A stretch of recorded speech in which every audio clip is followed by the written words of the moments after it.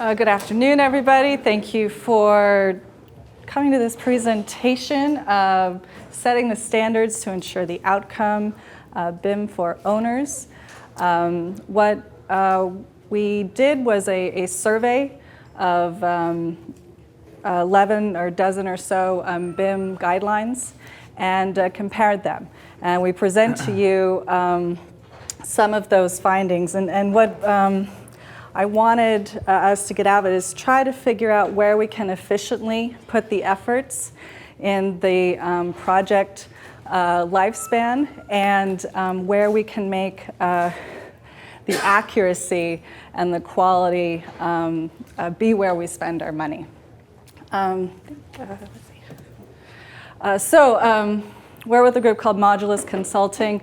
I always say we're like your BIM guns for hire. We do a variety of BIM stuff, coordination and modeling, but we also work with owners. We've worked with owners to develop as simple as Revit Templates and FM data, facility standards. And so my role has been a project manager, and we had to put little clips. I do construction, so that's why that's down there. Steve Davis is from our Fort Worth office. He has worked, all of a sudden the microphone makes me nervous. Steve, you've worked on a lot of our intricate MEP modeling, and I will hand it over to you to go talk about our next steps with our presentation. Great, cool. Thanks, Sarah. All right, like Sarah mentions, this is kind of a look at a high level, oh, didn't advance. There we go. We looked at several different BIM guidelines and kind of compiled that information and in hopes to kind of share that with you. It's going to give you a good idea of like what to expect, whether you're starting out, new to BIM, kind of exploring what that might look like, or whether you're maybe several years into it, what are the next steps, what does that look like? And so this is our findings, and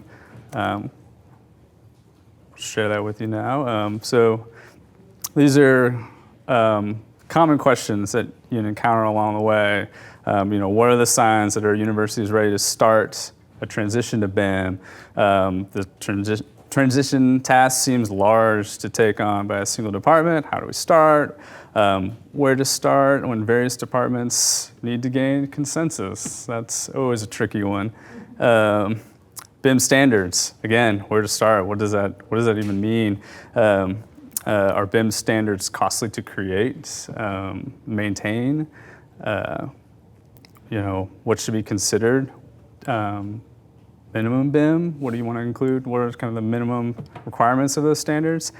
This next one, I think are really critical too. These are really great questions to ask, especially early on in the process of like what is the overall use of your BIM going to be, and what do you want those end results to be? Like, will it be supported in your computer-aided facility maintenance? What BIM data do you want to standardize? What should be included? And then the question too that often comes up, like, aren't architects, engineers already compiling all this stuff? Like, shouldn't it be easy to just hand that over? And that's not always the case. And so this is kind of what we discovered as we went through these 11 different guidelines that we identified in that there's approximately 32, BIM uses. And I guess what we mean by that, there's a multitude of uses for BIM, but this is sort of what we kind of distilled down into more of a common language of, there's similarities between all these different guidelines, but there's, people, different organizations phrase it a little differently. They call it something else, but they mean the same thing as another organization. So we kind of tried to parse through that, condense it down to these 32 identifiable uses. Another thing we found out is that the average age of these BIM guidelines is about 5 years. And of those 32 uses that we discovered, that about 4 of them are required by more than 75% of owners. We consider these minimum BIM for owner uses for those who have been doing it for less than 4 years. 11 of those are required by more than 50% owners. Again, those is kind of falling into that minimum owners, minimum for owners in the BIM for 4+ years. And 4 are required by 33% of owners. Current intermediate BIM uses for most owners, minimum for owners with 6+ years of experience. And then 3 are required by less than 20% of owners. Current advanced BIM uses for most owners, not required but encouraged for owners in 6+ years. And then found about 10 of these uses are not currently being required by owner, and we'll just consider that the next frontier of BIM. So in this next slide, it's really hard to see. Sorry about that. We'll get you all a copy of this. But across the top are the 32 different uses that we've kind of come up with. And so where to begin? So if you're new, I guess, what can you expect when you're first starting out in BIM? Like, what would be, I guess, just kind of level set your expectations of getting into it. These are the 4 that we found are most common when you're first starting out. And that was design authoring. Like all like architects, engineers in the design phase are using an authoring tool. So that's a given, that's there, that's already available. Space, room validation, again, architects, engineers, they're creating these things in their models, they exist. It's not difficult to ask them for that information. It's easily obtainable. It's, again, something you should, expect early on in the process. And then 3D design coordination. So much of this is done in Revit now, and people are making 3D models, both architects, engineers. The ability to do 3D design coordination early on in the process, that's, again, not out of reach. And then 3D pre-construction coordination. We have a little caveat to this, but again, not beyond expectation of that. So you're just starting off. So these are what we identified as like some of the common BIM uses for if you're really starting off trying to set your standards. Expecting AE firms to use BIM authoring software for these design phase BIM usage. They shouldn't justify higher costs. Like if somebody's coming back and saying like, oh, it's going to be this outrageous price, I don't know, maybe go find somebody else. But the caveat to the pre-construction is that realize that the contractors doing that are going to be like your medium to larger contractors. A lot of smaller contractors haven't quite adopted or have the resources to do a pre-construction coordination effort. And so I think it's reasonable enough to expect that with a medium to larger size project. So what does it look like if, all right, you've started in BIM, you've been doing it for a few years now, you've got a lot of good standards in place, you've had a few projects now, and you're feeling pretty good about it. So where do you go now? What should you expect, or where should you further develop your standardization and requirements? And these are the next few that we discover were existing condition modeling. Go tackle those buildings that you already have and get those modeled up. Again, design authoring is in there. Design review with owners and users. Now you've got a better grasp on what the capabilities are, what's out there. You can have a better conversation, and you can be more involved in the design process. Space, room, validation's in there again. Energy analysis comes up. 3D design coordination, as well as the pre-construction coordination. Record modeling is in there. and Cobie Data, as well as asset management during the operations. So existing condition modeling is considered by some AEC firms and GCs as a standard level of care, but it's not by all. So some GCs even use laser scanning as a basis for gathering existing condition information.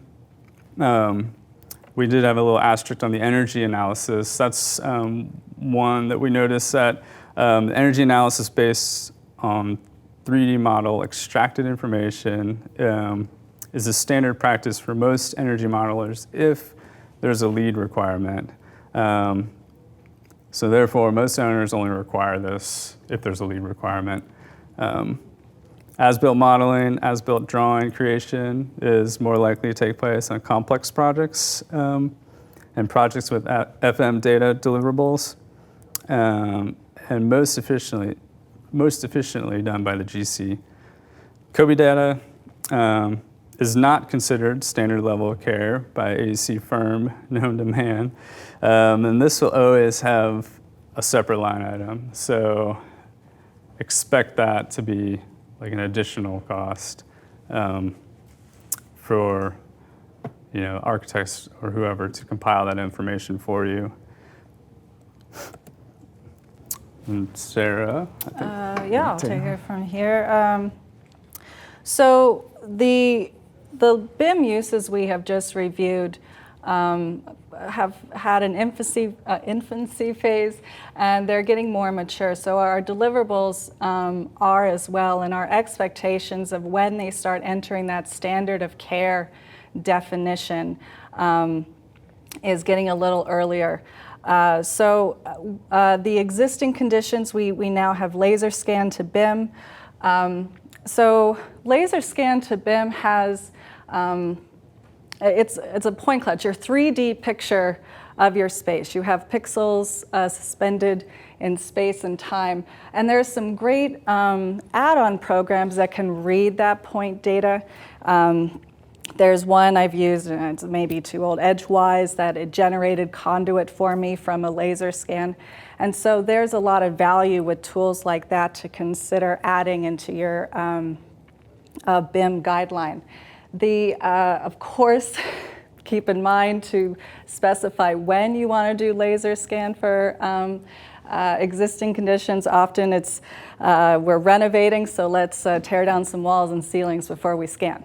It's going to be better use for your money. So 60% of owners we saw encouraged the use of laser scanning to gather existing conditions. However, more and more owners are seeing as a means and methods workflow and age. And we should reference what kind of complexity of project that we're laser scanning. If we are speccing a smaller renovation, then the bids we are getting for the projects may not include laser scanning. If we have a very large renovation of an existing hospital, I think we can assume that that's not going to be a line item, that will be part of the GC's means and methods for delivery. So keep in mind that project deliverable and complexity will change what you want out of the deliverables. And I just want to also bring up, when we're speaking of guidelines, that's our holistic document of how the whole campus of buildings need to be returned back to the owner. What is that data format? We will always have a BXP, a BIM Execution Plan, that speaks to that specific team, that specific communication between the team, that probably is reflective of the contract type between the team. But when we're speaking of guidelines, this is a more general list of the BIM requirements you as your campus facilitators and owners want to have, so that your team has the most consistent deliverable to work with. Laser build to scan, which is very similar. We're just kind of speaking about a different timeline of a project. Of course, it's always encouraged to be used in production, but it is seen as a means and methods, and it's not something that they're going to specify. And if you specify it, you're probably going to expect a line item of it.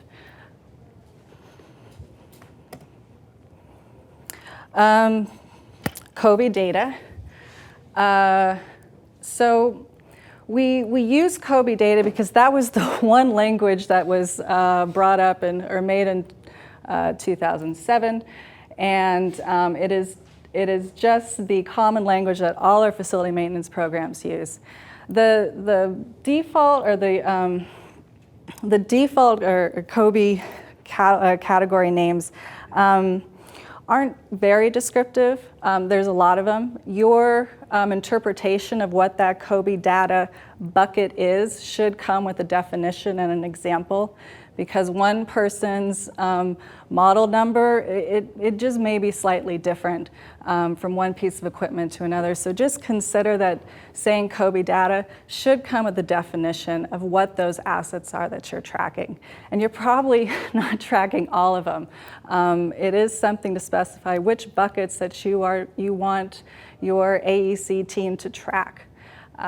You don't want to have formatted data coming in that you really don't know where it goes to in the first place. 50% of the owners that we read through require Cobie Data handover and have, through the BIM strategic planning process, define the specifics of that data deliverable.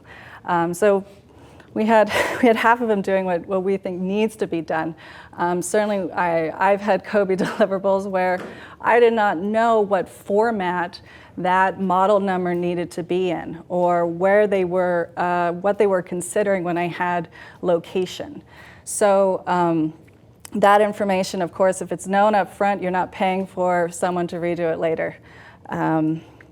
Scope, or some owners will require Cobie Data in lieu of hard copy and O&Ms, and we saw some require both hard copies and Cobie deliverables.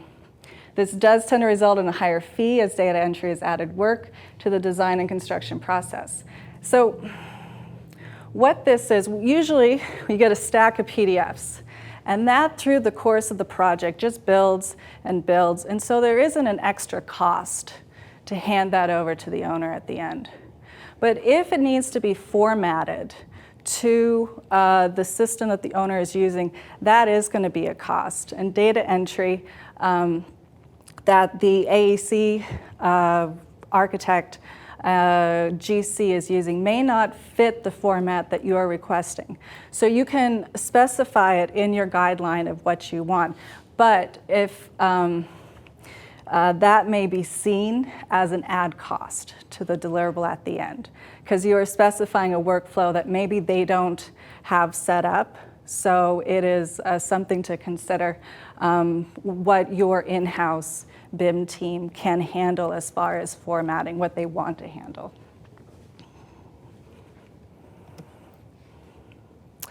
Okay, so standards for FM. We already went over, define what data you want for each asset type. Define your team responsible for the data. Facilities, your facilities maintenance head guy, have him at the BIM execution meeting. What sort of Cobie data are they looking for? Oftentimes I feel like I'm in a meeting and there isn't anyone from the facility maintenance team there to discuss what asset types we're delivering. So invite them to the meeting. Define the FM data deliverable specific to the project type. So if you've got various types of buildings on your campus, you will want to break out which assets you want, depending if it's hospital work or if it's a classroom. You will look for different bits of info there. So consider delineating that in your guideline. And create a standard specification section for inclusion in the design spec book. I've been seeing this more and more. We wrote one recently, but a spec section for Cobie Data that was put in the back of the architect's design set. And it's something that you, as the owner, can develop to include in the back. So if your contract deliverable is standard bid build, you can get that included in your project costs. Most owners create a naming convention for assets. For owners with their own BIM team internal, this may increase fees as designers and GCs have to manually rename their objects either at the Revit family stage or in the Excel file. Consider assigning asset naming to internal BIM team to reduce design and construction FM data fees. Does that make sense? Who, show of hands, designated BIM facility maintenance person on your team? You don't even have to be that person, but you have that person on your team.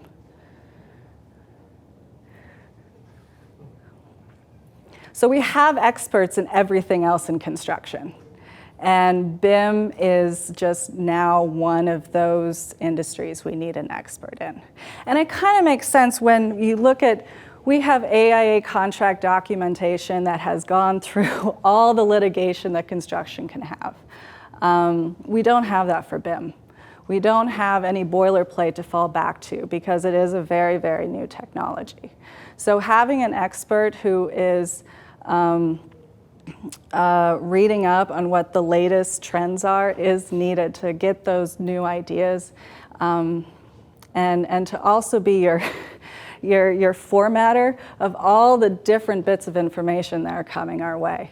So much like we have the other experts on our team, we need a BIM contact person for the deliverables that you're being given. If you are going to standardize, which there should be some, room and equipment data is probably the easiest stuff that you can dictate. That can be in the format your team needs. There shouldn't be any proprietary or workflow required that's an add item. So of everything I said that might be an add item, how you want to name the room, your equipment data, consider that as you shouldn't be expecting an upcharge.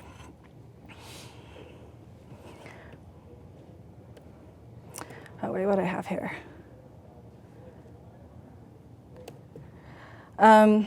So consider creating a Revit template with embedded BIM guideline standards.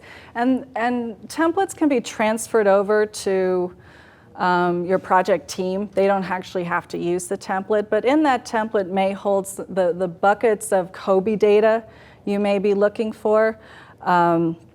It is something to consider developing that can help crystallize and format the BIM deliverables you guys are considering. And a Revit template can be as minimal as you want it to be. I can really see as parameters for your Cobie data alone it being valuable because that's a easy workflow for the architect to use. Most owners create a naming convention for assets. For owners with their own BIM internal team, this may increase fees as designers and GCs have to rename their objects on Excel file. Consider assigning asset. I thought I just went over that.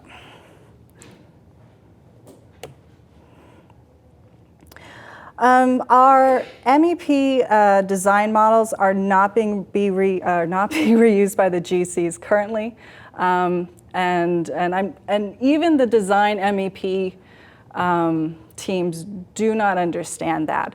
What happens to the design MEP model usually is it's referenced, but in many project deliverables, it is the GC and their subs that are reproducing that 3D model. So when we're speaking about Cobie Data deliverables, you want those Cobie Data deliverables to be defined when that sub is going to be modeling. To require it by the design MEP team, you may be paying for that effort twice. There should be and could be some milestone check-ins. You have some Cobie buckets that you want to keep a check on, your room name, for instance. But consider that your MEP Cobie data is probably far more efficient to be delivered by the GC than it is the design team. And this just speaks to the design team does not generally have to deliver a model of the level of detail that when we're speaking about Cobie data that the subs do deliver. So you can qualify or put into your guideline, depending on project, when you want that Cobie data to be delivered, and specify as much as later in the construction or life cycle process as possible. So 3D coordination is standard level of care for most medium and large GCs. And 3D coordination is really a means and methods for GCs. So consider again the size of your project of when you want to spec that. And explore 3D coordination, construction sequencing, and 3D digital fabrication during the bid process. These are standards that when we're in construction are kind of industry standards and needed. As the sequencing for a lot of our larger projects just has to be done because we've got so many movable parts. So that is something to consider to add to your high-level, complex project deliverables. I want to go back to what the four, I think I have more time. We're not short on time, right?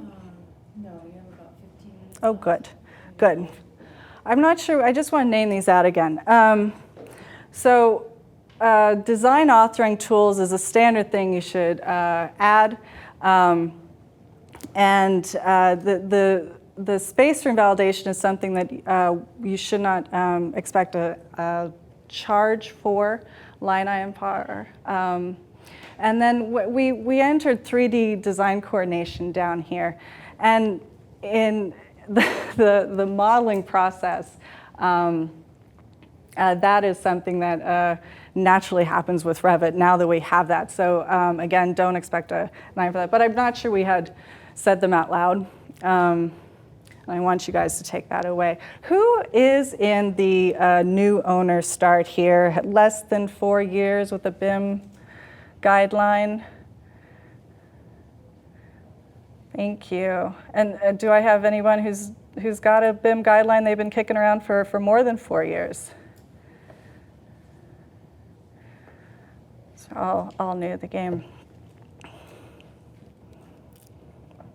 Well, for your next step, it's the Cobie data and the asset management. I bet everyone is looking out for.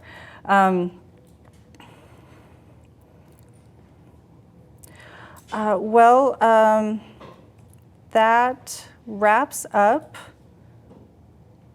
our show. I wanted to bring up one more thing. I've been rambling. Any questions? Oh, God. Thank you. The sampling that you guys did in terms of the different BIM standards out there. So have you guys started to notice any trends in exact components of those standards, such as our owners basically creating an execution plan for every project like a template, and then are they also having a standard? Are they having an information technology handover requirement? Are those other elements in there you're starting to see kind of past just the general statement of things already kind of starting to ask more for?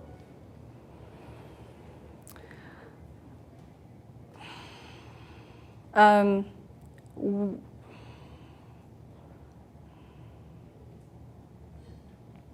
guess kind of where I'm going is like different pieces of the ask of the industry, right? So instead of just having one document that says here's exactly what I want, are they asking for like different components of it? I wonder if you guys have ideas of what would to share with that. So your guideline, I may use the word holistic, is going to speak to hopefully a wide variety of the different projects that you have. When we get into the BIM Execution Plan writing, it will draw from your guideline. The authors of your BIM execution plan will include the GC and the architect and you buying in together on that. So the specifics of what's in the BIM execution plan again speaks to the complexity. What are you renovating a hospital? Or is it brand new construction? You will want, of course, separate things with that. And that goes back to having your BIM contact person on your FM team who can track those different deliverables and understand how they're all going to meet eventually on their desk. So specifically, I mean, any specific project will have their own requests. So existing conditions is often something that is not well defined, and there's a disconnect between what the owner is expecting to be done as far as existing conditions. Is it going to be modeled, or are we going to use the CAD backgrounds and go from there? So that would be something that probably stood out as a flag of what is generally not touched upon. Another thing to consider is what is the architect's role in your project during construction? What the architect perceives their model maintenance to be oftentimes differs from what the GC has expected it to be. And it's just not documented in the BIM execution plan. So some architects will update the models in small little ways, but largely they're not going to because it hasn't been defined in their deliverables. So considering that, what role you want your architect to play in your BIM deliverables during construction, because a lot of it can be done by the GC. The little bits that the architect can probably give you is walls and doors. But as far as the MEP stuff, which is I think where a lot of our FM Cobie Data is going to come from, just won't be in the architect's model. Yeah? How many of the BIM guidelines that you reviewed are part of the contractual agreement, and how many of the references? Because what we've observed is that most of those BIM guidelines are just, hey, you read it before you go to sleep, right? So people follow it, but not really follow it, right? I don't have that number. I have yet to see it required in a contract. So that just may be what I've seen, but I haven't. It's seen as just now like a nice gesture of, you know. Engineers is probably the one that does really follow up on this, and they have penalties for each milestone. If you don't deliver this, then $20,000 off for your fee. Right. But anybody else is pretty harsh with that, like more or not? Well, the Cobie data, the Cobie deliverable, FM deliverable data is written up in a spec that you can put in your CD set. So that's one way to get it contractually in your project. And those drafts are coming out more and more. We certainly weren't the first people to draft one. There's several going out. But once again, there's no industry standard. So understanding kind of where we all are in this world will probably help set what we want to happen. I think it's also just a matter of making sure that we are going to pay for that effort where it's most valuable. And so hopefully your BIM guideline speaks to that. Yeah, Peter. One of the things we see in the healthcare industry is, with owners there, something to think about is most of our sophisticated healthcare owners are moving away from creating their own BIM guidelines. They're writing things into their specification sections of what do they want at the end of the day. Contractor, architect, you guys write your own guidelines on how you get to the finish line, but we're not going to tell you how to do that. But here's what we want at the end of the day. So something to think about is like maybe not going towards a holistic BIM guideline for your projects, but think about and focus more on what do I want given to me at the end of the day, and let the design teams and the contractors figure out how to get there. So you would have project-specific maybe language depending on what project it's going with. Yeah, just as an example,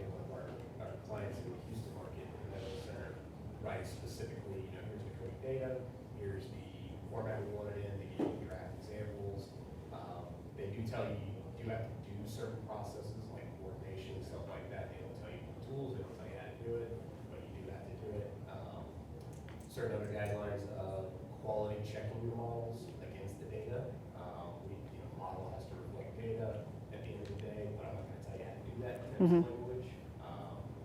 Is what we're seeing. It's actually in the specification of the contract. And that so helps with the means and methods. You know, at the end of the day, I just want these chunks of info. However you get that to me, the Excel spreadsheet is what we need. We need a Cobie Excel spreadsheet. Over the years, they muddle through how to get to the end deliverable. They would tell us, here, we want you to do all this, but at the end of the day, we're like, what are you using this for? And you really got to start thinking about what's the final we want at the end of the day. I know. Give me Cobie Data. Give me all the Cobie Data. Yeah. To Chris's point, that kind of speaks to the difference between the BIM standard and the BIM guideline, because they're not the same thing, right? He's speaking to the actual guideline, which is, you know, you guys have your means and methods, you get there however you get there. My guideline is, here's what I want at the end of the day. The standard speaks more to, well, I want Revit, right? I want Cobie schema data, but I want it in my flavor. You guys just get it there, right? So that's kind of where I was going with my first question. I see.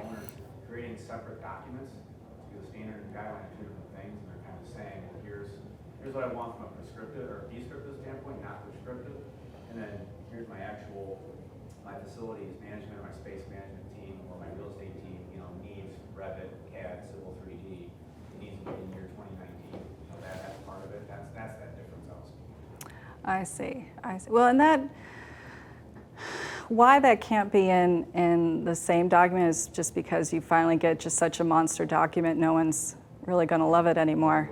No one's going to read a 200-page document. So split it up into these sectors. And I'm sure if you have a standards Revit, you have a very proprietary deliverable maybe. If you've got maybe a bunch of different kinds of projects, a standard may be less helpful than a guideline. But again, we're discussing vocabulary now at this point. The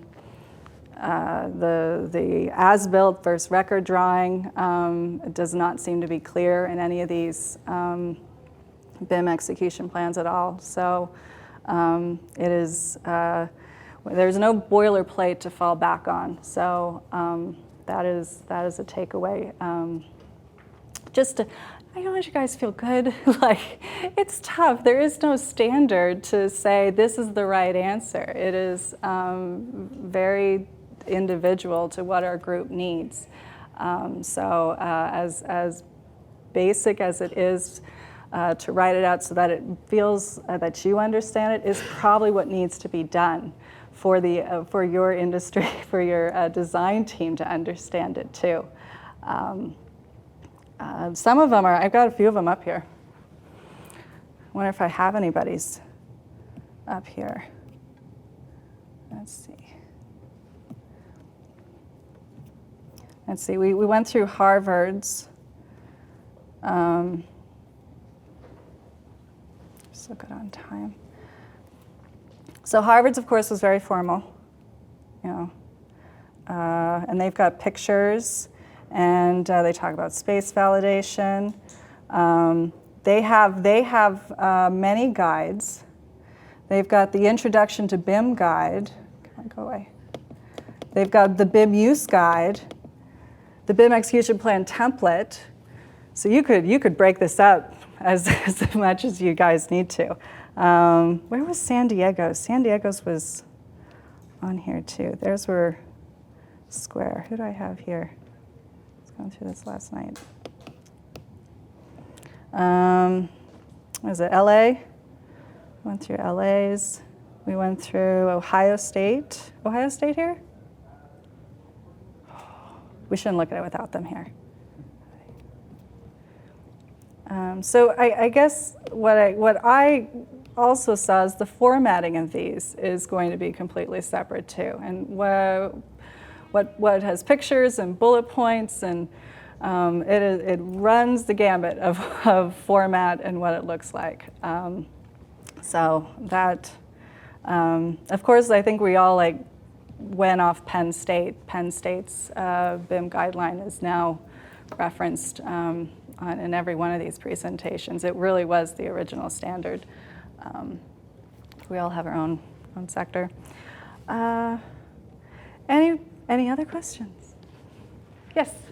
Did your team look into who authored all of these standards, and if so, what were your findings? My suspicion is most universities would get an architectural consultant or BIM specialist consultant to help them format what it is that they need in this type of language, or are you finding that universities are having those specialists in-house?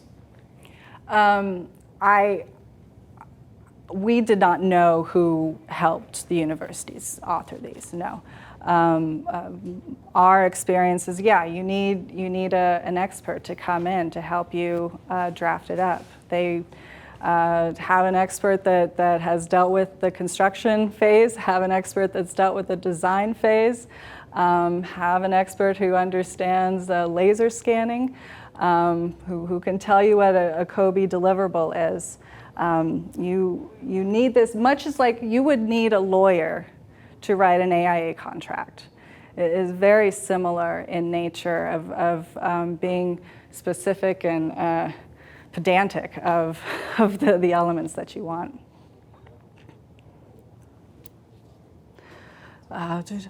Yes. I have 2 minutes. Okay, real quick, just kind of help clarify the part about the legal aspect, right? Because you mentioned that a few times, and it's a great point.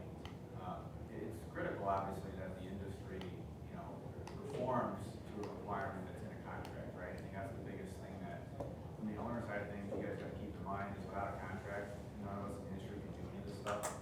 So leverage your industry partners and talk about what contract documents can help foster this, AIA, consensus docs, other delivery models out there that can support that, so that we can perform this. You mentioned standard of care, and that only really applies to the design community. When we start to do more design build work, standard of care kind of opens itself up a little bit, but we have to be careful because means and methods and standard of care are different. So just from the legal side of it, without these contracts in place with the right language, those will raise the standard of care potentially, but you gotta have a contract. Yeah, let's rephrase. Means and methods, I'm just talking about the final result. Standard of care is the workflow you will go through to get the final result. Pretty close? You agree with me on that? That's close. 80%? But in terms of the contract pieces, I think where the industry should leverage your industry partners to figure out what contract delivery model you want to go with and then what documents you want to go with. Because there are standards out there, it's just which one do you want to go with and what's the language in there to get to your AEC partners to perform with. It's a very good point. Did you still? Yeah, I just wanted to comment on the gentleman's question about who helping write BIM standards. Just want to comment, be cautious of hiring somebody in-house just to write your standard, because I can write your standard for you all day long, but I'm not going to be the technical expert who carries those standards over in your department. So be more focused on having that person, I think you can call them a BIM expert, in your department. Maybe think about the consulting or contract, just hiring somebody on a contract status to help you write your BIM standard. Oh, and Or a full-time, long-term person is a technical person. absolutely. You do want to bring in an expert, an outside expert to help you write all this, much like you would. They're not always the same person. But, right, certainly. You need an expert. And you need an internal BIM person. I think we saw that there was no, and maybe this is just the wrong question, but an internal BIM contact person would be really helpful. Of course, you all know this, I bet. 4:15? Thank you, everybody.